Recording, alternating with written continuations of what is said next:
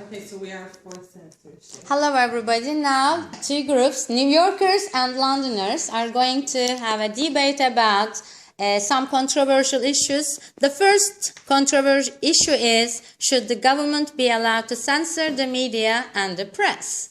We are starting with the New Yorkers. Okay, I believe that the government should be able to censor the media because sometimes there are images that are too graphic, for example, and they may affect the public negatively by seeing them.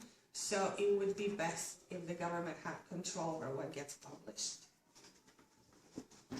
Okay, I agree to a certain extent, yes. When it comes to graphic images of violence, we do need to especially protect the children from seeing such things.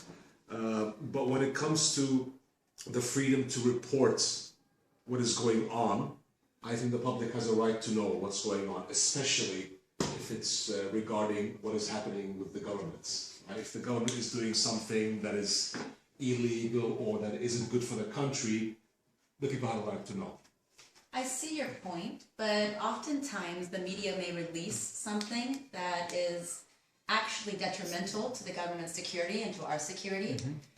So not everything is public knowledge. Sometimes the government needs to prevent some of that information from getting out to an entire public. I agree with you to a certain extent as well, but this is a small price to pay. There has to be a balance between the two, and there's a small price to pay in that regard about dangers to the government, when in fact, if we allow press freedom, the benefits outweigh these negatives. Yeah. And one of the benefits is that all minorities need a voice. Different racial groups, religious groups, different genders. And the government tends to just represent one group, which is in the majority, and they say what's beneficial for them. So we need that diversity within the press. But, I mean, to counter that argument, what if a newspaper was printing deliberately inflammatory things about a minority? By your argument, the government would be unable to censor that, and that would put the minority in danger. Surely the government has a duty to keep its people safe, and that might mean censoring the press on occasion. Also, I'd say that, like, what happens if a newspaper is deliberately printing lies? If it's saying things that are untrue? Shouldn't the government be able to stop this? We need some checks and balances in place. Exactly. It reminds me of something that Noam Chomsky said.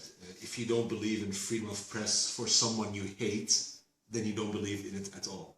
Now, I agree that some control is necessary. But you made a very good point about the representation of minorities and how the government is usually supporting one big majority while the minorities are misrepresented or not represented at all. Well, I would argue that's not a problem with press censorship, but a problem with an unrepresentative government. And that the issues are not media issues, but democratic issues. I'd also like to ask, what about like public safety?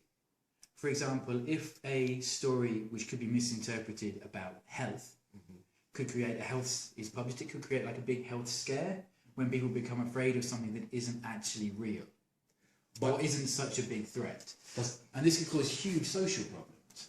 It's a very good point, but isn't that the editor's job of the news channel or the newspaper? Okay, I think when we talk about like government censorship, we almost always think about a dictatorship censoring news that negatively affects his image. So if I can just jump in here, but that's not true. We live in a democracy, right? So we chose our government. Who chose the editor of the newspaper? Who's more likely to represent what the people need? Johnny, it seems that it's a nicely made argument, and I appreciate where you're coming from. The problem is that any censorship of the press removes the ability of individuals to make educated decisions based on lots of different views. So the moment, yes, some very, very strange ideas may come forward in freedom of press, but the ability and trust the government needs to put in individuals in a democracy to make their own decisions. If you remove that and people aren't able to do that, that is the big problem with this. And those issues tend to be solved by diversity within the press. So government press, public service broadcasting, and then the commercial papers. If they all kind of police each other, then the true and helpful information usually comes forth as a result of competition. Okay, time is up. Thanks a